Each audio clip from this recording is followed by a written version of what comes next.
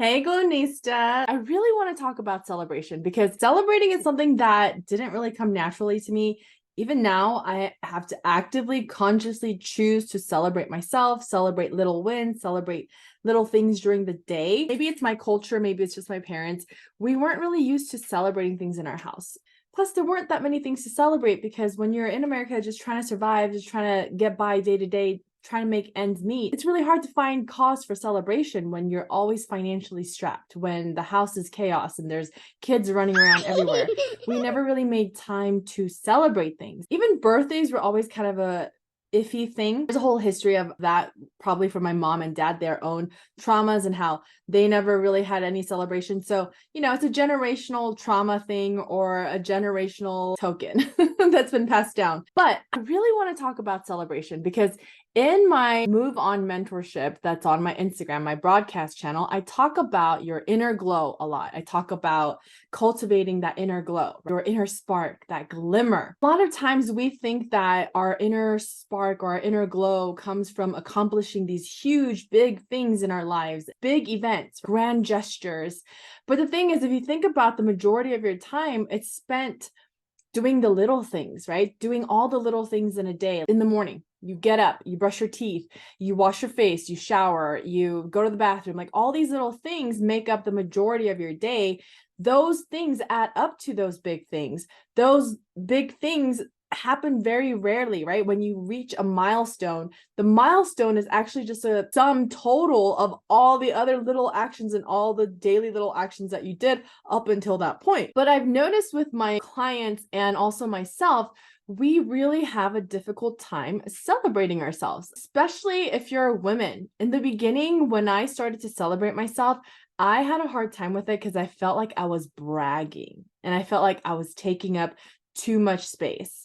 And if I would even celebrate to myself, in the quiet comfort of my room, I still would feel a little bit awkward, like I'm bragging or like, should I even be saying all these nice things about myself? It's too many things. And while working with my mentor too, my mentor is there to help me celebrate and grow and wants to see me grow and expand in all aspects of life. Even when I was sharing wins with her and celebrating with her, I would have such a hard time because in the back of my head, I would think, what if she judges me for being so full of myself? What if she judges me that I'm bragging too much? What if it makes her feel insecure? And these are none of the things that she ever showed me. These were just my own fears, right? My own projections of, oh my God, it's not cool to celebrate. Like, it's not cool to talk good about yourself.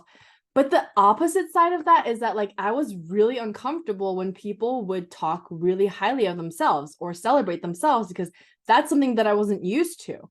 So it wasn't that I didn't like it. I just was so uncomfortable with it because, one, I was insecure, or I'm still working through that actually, but the insecurity in me was triggered when somebody was being really secure in themselves, and not only secure, but outwardly expressing their joy and love and celebration of who they were. It was something that was so like foreign to me. So I'd feel really uncomfortable. I wasn't able to fully celebrate the other person, even though my heart is like, I really want to celebrate and be happy for them. There's a little part of me, the insecure part of me, that never got celebrated, that felt annoyed. It's kind of like you got to put on your own oxygen mask before you can put on someone else's oxygen mask. Well, if you don't celebrate yourself, if you're not telling yourself how fucking amazing you are on a consistent basis, it is so fucking difficult to do that for someone else. It might come easy, but if you look at like how you're actually feeling, like your body is feeling, like a lot of times for me, a lot of my insecurities were being triggered because I was like, oh my God, they just celebrated something big, but like, what have I done? I like, I haven't done shit with my life. Like, and it would just spiral into these negative self-talk. So what I really, really want to celebrate with you on this video is, drum roll, please. It is a fitness journal. I have been working on my health journey for my whole life, but really since last year, I've been really taking my physical health into account because I realized that if I wanted to manifest all of these amazing things that I want to manifest, I need to have a vessel my vessel, my manifestation vessel, my body, I need to have a body that can support all of these experiences that I want. And I wasn't feeling very healthy last year. If you've been following me on my Instagram for a while, you know I've been going through health issues and health scares, and I've been working through gut issues. And my health has significantly improved in the last 3 months. That's gonna have to be a whole nother video because there's a lot of in-depth stuff that I need to go into to get into the whole shebang. But I will tell you, once I got a certain footing on my health, now I wanted to be able to increase my fitness. I was just getting to, I need to feel not sick anymore. Once I got there, I wanted to increase my fitness, but I was having such a hard time with it. I just couldn't seem to get to the gym. I hated going to the gym. I really just didn't like going to the gym. I don't like doing at home workouts. Everything about it just was like really irritating to me. Also, I didn't really like to track my food. Like, I didn't want to look at calories. When anybody would mention, like, are you checking your calories? I would get really triggered and be like, don't fucking talk to me about calories. Leave me the fuck alone. Also, I've had to work through a lot of trauma around food, body image, all of those things. But in April, I decided to take one tiny decision that really, really accelerated things for me and changed the course of my fitness journey. So in April, I was in Target and I saw this journal, and something about this journal, which I'll link it below, I just liked it. I just really liked the format of it. It's very simple. It just says today's focus, food log, movement and exercise, today's self-care. I decided back in April that I was just going to start writing what I ate every day, not going into any detail about ingredients, about calories, or anything like that. I was just going to simply write what I ate. So if I had Korean food, I would write like kimbap, or if I had a hamburger, I would just write hamburger. And if I had, a drink, I would write like Sprite. Whatever it is that I ate, I just decided that I was going to start writing what I ate just to track it. I didn't have a big goal of like counting calories or cooking for myself. All of that was just way too much for me because I was still recovering from my burnout, my health issues. So the thought of cooking for myself or having to do anything was just too stressful. I decided what I can do though is I'll just write down what I eat. I'll do that at least. So I started writing down what I ate every day, and I just started doing that. At the time, my sister was living with me, so she would take me to go with her to the gym. I realized that I like going to the gym with someone, but I don't necessarily like to go by myself. But I also don't always like going to the gym. My dream eventually is to have like my own home gym and in my garage or barn or whatever and work out at home. I really just decided I'm going to write what I'm eating every day, and that's it. After a few weeks, it became like, well, if I'm writing down what I'm eating every day, I might as well like just measure the food that I'm eating and like write out the grams or the weight of it. So I transitioned to writing down how much of everything I was eating. It's like a domino effect. One thing led to another. And I was like, you know what? I can just cook this meal for myself. It's not that hard. I'm just going to cook some eggs. It's not that hard. It started going in an upward spiral. So I started cooking for myself and I started measuring all the ingredients. I use my FitnessPal. I noticed on my FitnessPal, you can actually put in your own recipes so you know exactly the calories that you're eating. So I started doing that. And so I would have regular meals that I would cook consistently that was so easy to log because I already had it in my recipes. Right? So I was like, you know what? If I'm doing this, I might as well start tracking my calories and what I'm eating. And one thing led to another. And eventually I started just literally tracking what I was eating.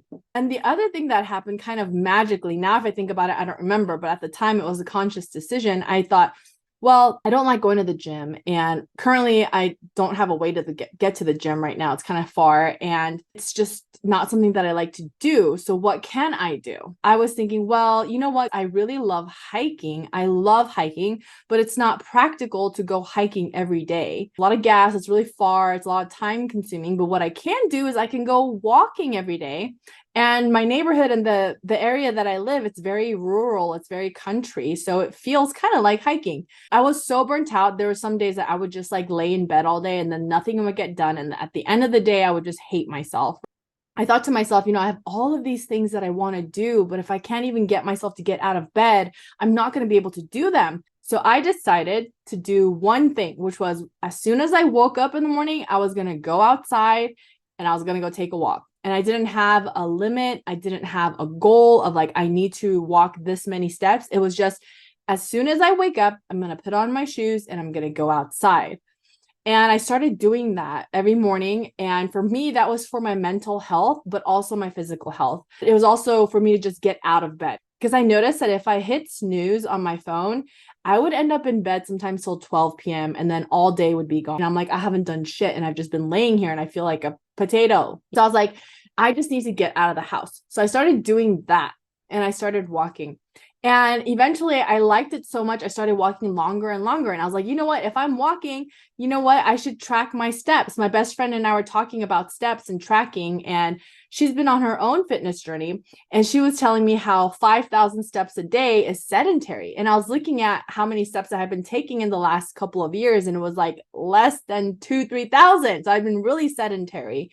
And I was like, maybe that could have contributed to my mental health going down as well. You know, that plus the diet of constantly eating out, I'm sure that wasn't helping to support my mental health, if anything.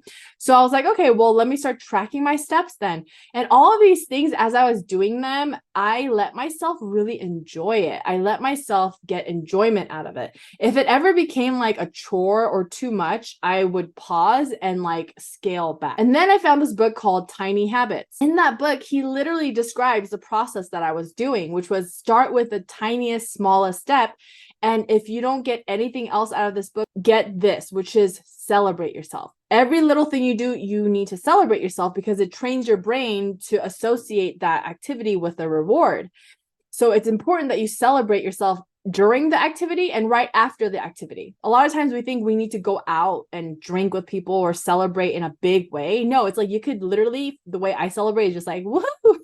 I'm just like in my head, just like, yeah, or like, fuck yeah, you know, just like celebrating to yourself, giving yourself permission to feel that, like, whatever that chemical is, dopamine, giving yourself permission to feel that dopamine. So I started to celebrate even more. I'd be like, oh my God, I put on my shoes. I went outside today. I didn't feel like walking, but I did. Celebration has been such a huge part of my upward spiral in terms of my mental health, my physical health, my overall happiness and joy. But it all started with one tiny thing. And that one tiny thing for me was writing in this journal just what I ate. And it doesn't have to be that for you. It could just be one tiny thing that, you know, you're like, okay, if I can't even do this one tiny thing, like that's sad. Like, you know, that's a joke. Like for example, in the book, he talks about like one push-up, just one push-up a day. Eventually, as you keep celebrating yourself, it could expand into more. Celebration is so key to you continuing to do the good habits that will help you build the life that you want to live. A lot of times we think like, I want that successful business. I want that relationship. Like, I want that nice body. Like, I want that nice skin, but we don't think about the systems that we need in place, right? The systems are your habits, right? Your daily tiny habits. We don't really focus on the systems that we need to put in place in order to maintain and get to our goal. So like for me, it's like, if I want this thriving business with a ton of clients, I need to be able to handle that mentally, emotionally, physically. Taking walks every day, it takes care of the mental strain, emotional strain, and physically keeps me fit as well. It's also really great because it's bilateral. So you're using both sides of your brain and they get to talk to each other and pass information to each other. So like literally walking makes you smarter. A lot of us are just really left-brained people. I think left brain is analytical mind, and we need both sides of our brain to be our genius selves. That was a tangent for somebody. So anyway, these little systems and these little habits are so important for us to live the lifestyle that we're really wanting to live. And the other two things that I really did that I'm so proud of myself and celebrating myself for is that I decided to put in accountability partners. That was the number one thing. I decided to join this program called Step Bet, where you get to bet money on yourself to take a certain number of steps every day. And it's a big pot of people. Everybody puts in $40, and whoever is still in at the end of the 6-week challenge, you get your money back plus some, because there's a lot of people who drop out. Now, I knew that if I was going to just do this by myself, it wasn't going to work for me, because I love group activities. Once I got over the people trauma and the group trauma, I realized that I love being in connection with other folks and I love groups of people.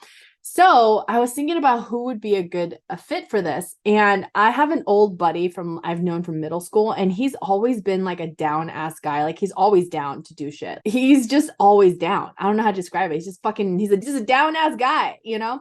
We don't talk very often or anything like that. But I was like, hey, like I'm doing this thing. You want to do this with me? It's 6 weeks. Like we just bet money and, blah, blah, blah. And he was like, all right, bet down. And so we started doing it. And I didn't read the rules properly. So the first week I lost. I got kicked out, or the second week, because you have to walk 6 out of the 7 days. You only get one free day to not walk. And I didn't see that in the rule.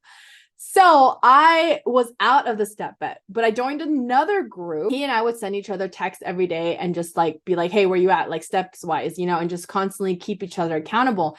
And the 6 weeks flew by like so quickly. He just finished his 6th week this past weekend, and we're like, oh my God, that was so fast, so quick. But it was great because it helped us, like even on the days where we really didn't want to go, like it helped motivate us to go walk and go do something, or just go outside and move your body more. So a lot of my brain was more focused on movement. Okay, I need to move my body, and that helps overall with brain function, everything. It helps with fitness in general. So getting back to celebrating, he and I would celebrate the fuck out of each other every day. When we would meet the steps, we'd be like, fuck yeah. And we just celebrate each other. And then I have another accountability partner, one of my friends too, where we do the same thing, but around another subject, which I'll talk about in a different video. And the second thing I did was I did this thing called rapid resolutions therapy with my friend Angela, who was a classmate of mine from Coaching Academy. I was just really fascinated by what rapid resolutions therapy is. It helps you rearrange the data in your mind around something. So if you feel like you have a lot of resistance about doing something, this session is supposed to help you really rearrange that. I knew that I had done a lot of like emotional healing and a lot of things around food already, but I just needed one more oomph, like a little push. So rapid resolutions therapy felt like the perfect fit for me. I did that. And after that, it just seemed so much easier when